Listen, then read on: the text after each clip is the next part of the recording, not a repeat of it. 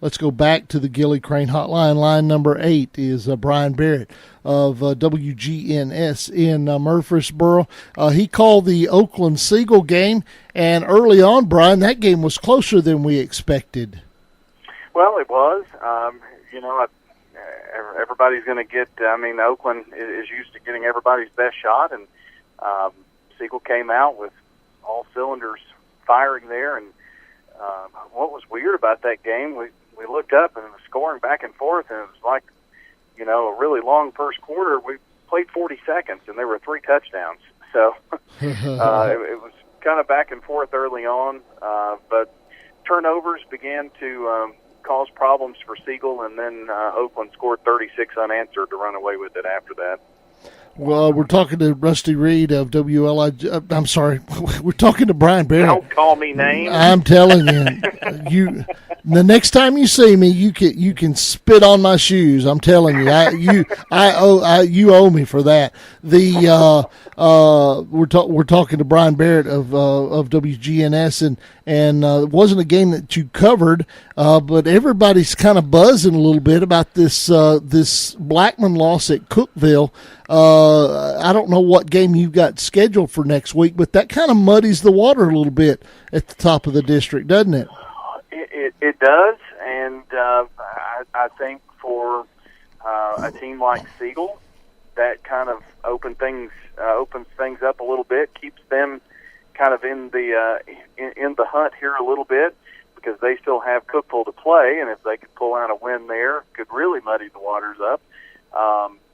With Riverdale and Blackman game looming here in a couple of weeks as well, that will make things interesting. But Cookeville here in this first year of the new region has said, Murfreesboro, we're going to kind of put you on notice here that we're here to play. We're talking to Russ. I'm doing it again. I'm sorry. We're talking to Brian Barrett of WGNS, Dennis Weaver, and I think it's Eric Keith sitting beside me. What's in those brownies you've been eating? It's no brown. It's cough drops. It's cough drops. It's getting me. The menthol. Lozenge. Yeah, it's a Ricola. All right. Special cough drops. And what game are you guys covering next week on WGNS?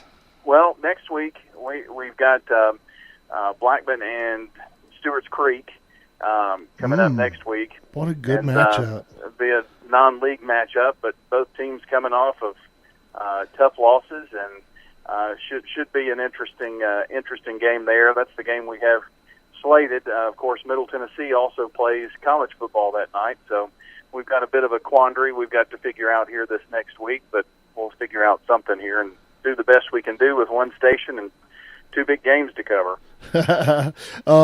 And big win tonight for Syracuse, who defeated the number 2 team in the nation in Clemson. Also, MTSU's defeated Syracuse this year. So MTSU, by the transitive property, is better than Clemson. Yep. And should have that one of those 4 playoff spots, don't you think? I would. It's only elementary. I see it the same way you do. Of course, that could be the cough drops talking, but I see it exactly like you do. Well, I may have one of those cough drops then, but it just kind of shows. With you talked about the Cookeville win over Blackman and that game there in college football.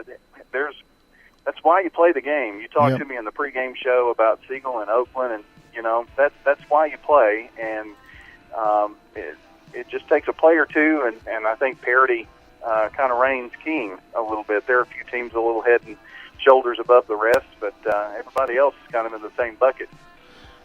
Brian, we appreciate it as always. No matter what I call you, you're still the best, my friend. I love you. I'll talk to you next week, okay? That sounds like a plan, and thanks for joining us, Rob. Ow! It's Friday Night Thunder.